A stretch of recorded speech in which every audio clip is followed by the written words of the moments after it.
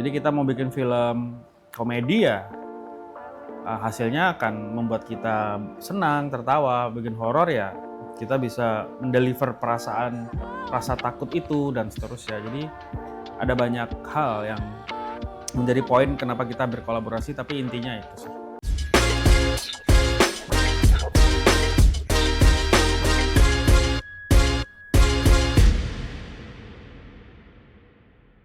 Kakak-kakak, adik-adik, teteh-teteh, bidu wanita, sugar daddy, sugar glider, ayo nonton.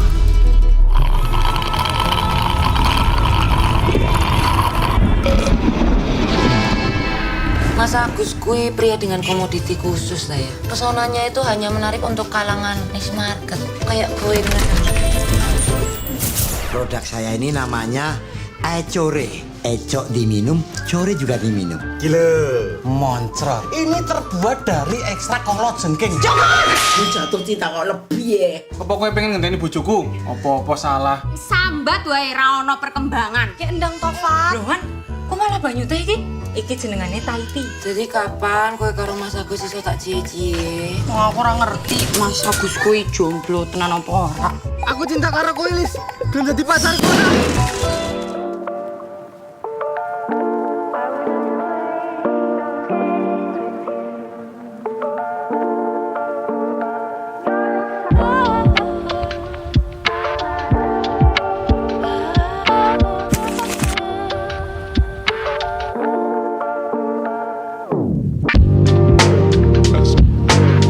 Jadi sebenarnya saya mengalami proses yang panjang untuk menjadi sutradara di Indonesia ini, dan saya ngerasa yang paling mahal itu sebenarnya kesempatan untuk membuat film gitu.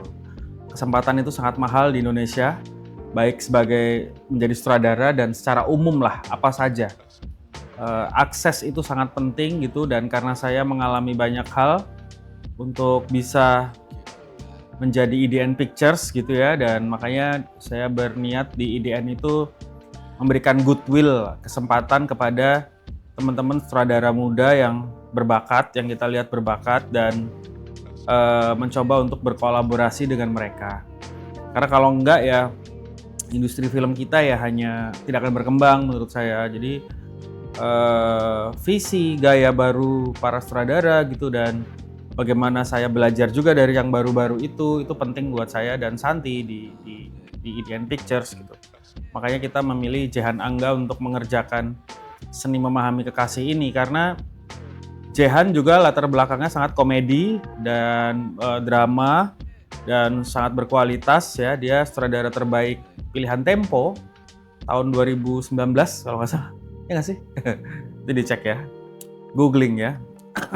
Jadi saya pikir materinya sangat cocok untuk dikerjakan oleh Jehan, dan terbukti dari hasilnya sangat bagus. Saya sama Santi sebagai produser merasa Seni Memahami Kekasih film yang sangat dibutuhkan untuk kita mentertawakan hidup kita hari inilah.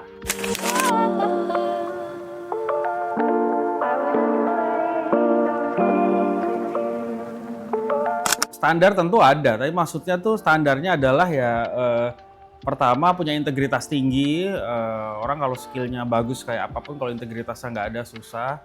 Terus komitmen, karena menjadi filmmaker itu ya dia komit apapun ya, sebenarnya profesi apapun pasti butuh komitmen. Terus yang ketiga tanggung jawab gitu.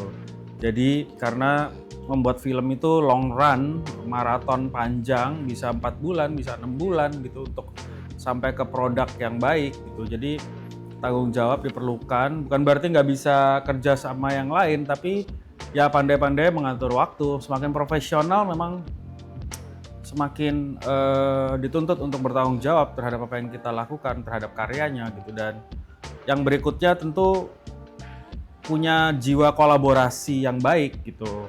Karena film kan membutuhkan kolaborasi, banyak talent di dalamnya dan bisa menjadi good leader gitu. Dan kolaborasi itu yang penting kalau kita ingin membuat sebuah produk yang bagus. Yang terakhir ya visinya cocok sama produser.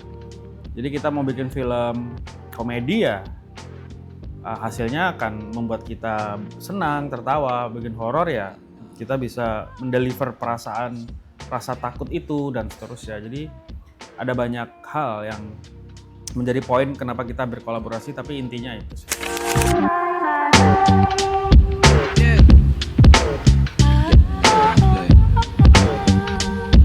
Wah, kalau ditularkan nggak tahu ya, mereka tertular apa enggak kan mereka yang tahu ya. Tapi kalaupun ada ya saya berharap yang baik-baik yang diambil sama teman-teman yang lebih muda, yang jelek-jeleknya jangan, karena pasti sutradara itu ya manusia juga, pasti ada kurang dan ada lebihnya. Nggak ada manusia di dunia ini dalam apapun yang isinya jelek doang gitu, nggak ada, atau bagus full gitu, nggak ada gitu. Yang kalian tahu itu bagus ya karena itu didesain sama tim ses.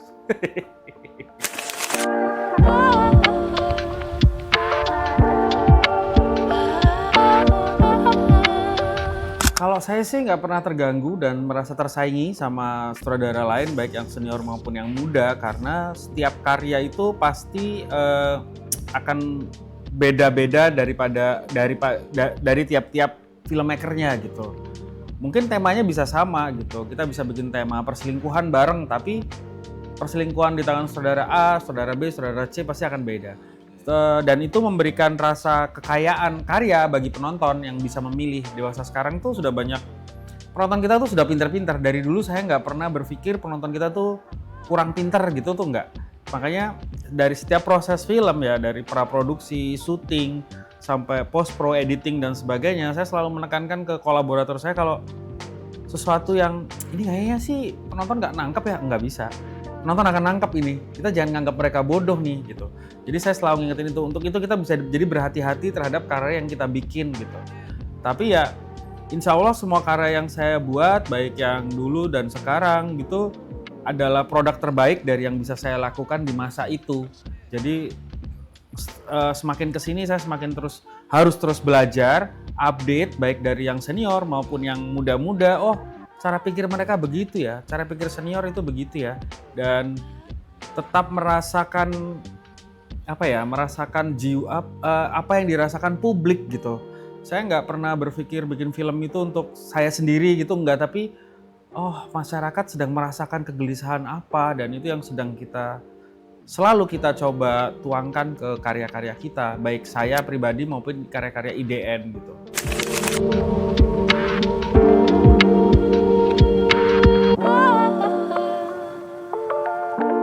Ya pasti, makanya kita di IDN ingin berkolaborasi dengan siapa, pasti ada part saya juga pengen belajar dari dia seperti apa gitu.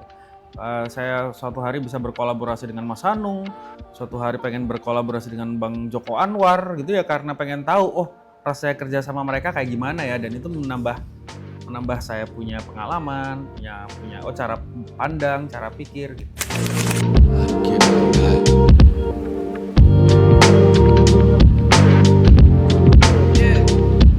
Saya tetap bisa bertahan di dunia perfilman ini ya karena saya mencintai seni bercerita. Saya mencintai dari kecil, dulu dari SD saya sudah seneng mengarang gitu ya.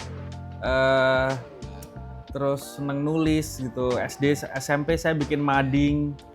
Sekolah nggak ada madingnya, saya bikin aja mading gitu. Terus di kuliah saya ikut majalah kampus. Majalahnya terbit 6 bulan sekali. Wah, kalau gitu saya bikin koran aja, koran kampus. Jadi terbit bisa seminggu sekali lah, bisa terbit bisa setiap hari gitu. Saya nulis sendiri, layout sendiri, nyetak sendiri, saya tempelin di kampus sendiri. Jadi karena saya ingin menyalurkan apa yang ingin saya ceritakan gitu. Jadi mediumnya kemudian bisa menjelajah medium banyak, dari cerpen, dari Facebook Note, dari Friendster Note gitu ya. Dari blog pindah ke WordPress gitu, kemudian punya kesempatan bikin film pendek, sampai sekarang film, dan memang film yang paling saya cintai gitu. Jadi kalau ditanya passion saya apa ya, passion saya mungkin bercerita, dan medium film adalah medium yang paling saya sukai untuk menghibur orang gitu. Jadi mungkin itu bagian dari hidup saya, dan mungkin saya nggak akan pernah bosan karena pasti cerita akan ada terus. Orang akan selalu gelisah, orang akan selalu khawatir, masyarakat akan selalu butuh diceritakan suara hatinya, masyarakat akan selalu ingin dihibur gitu. Jadi saya kadang-kadang nggak peduli mau mediumnya apa, ya saya menemukan ide aja gitu.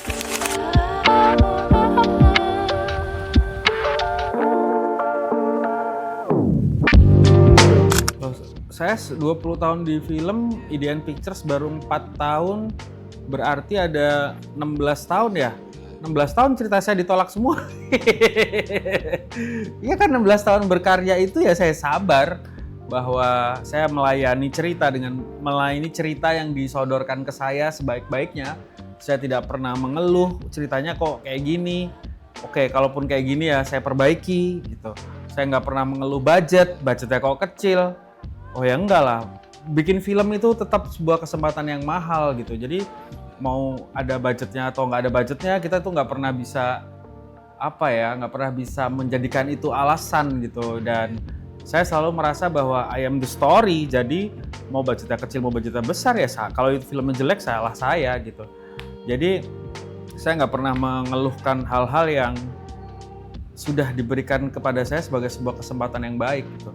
Sebaik-baiknya kita memanfaatkan kesempatan yang ada, itu hasilnya pasti akan lebih besar lagi.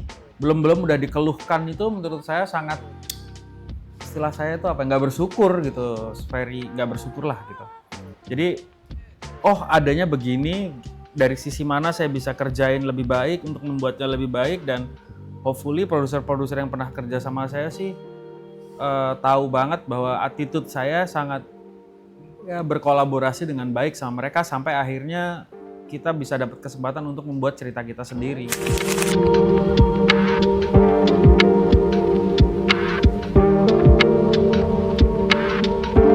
Selama 20 tahun berkarya ya setiap kali mengeluarkan karya saya insecure.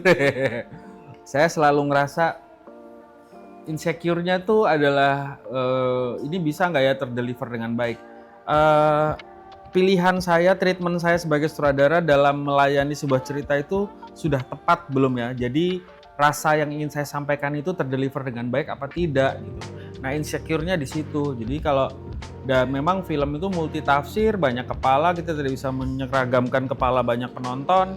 Jadi ya dulu mungkin saya mendengarkan banyak komentar negatif dan masukin hati, tapi sekarang ya itu bisa saya masukkan ke baskom dan akhirnya saya pilah mana yang ya sih ini benar. Jadi kalau zaman dulu saya ngeprint semua kritik film di internet yang panjang-panjang kan, dulu masih blog, masih bagus mereka menelaah, membuat film itu jadi semacam studi gitu ya. Jadi saya print kemudian saya stabilo dan sebisa mungkin di film berikutnya apa yang ada di catatan teman-teman kritikus itu tidak saya ulangi lagi.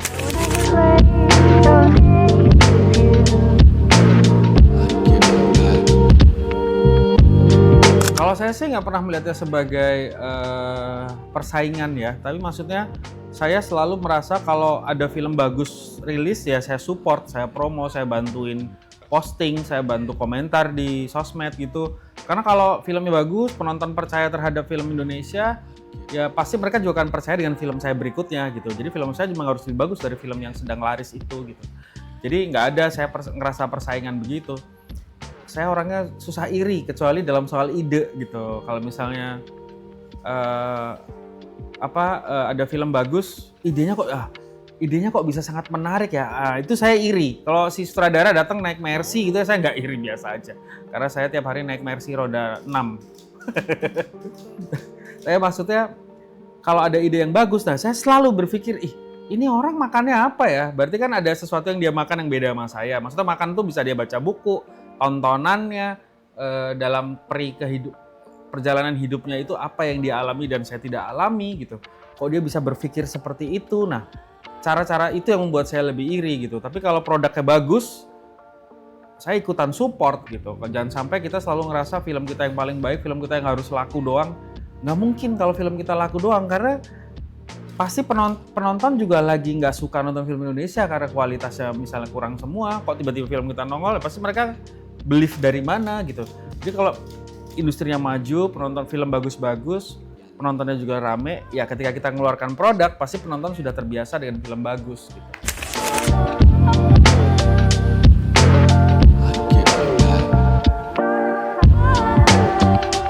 Oke, setelah Seni Memahami Kekasih, saya akan merilis film terbaru saya, Perempuan Pembawa Sial, akhir tahun ini, dan setelahnya saya akan berhenti dulu bikin film. Jadi Perempuan Pembawa Sial adalah film saya terakhir sebelum saya break untuk belajar lagi dan membuat cerita baru lagi buat teman-teman semua.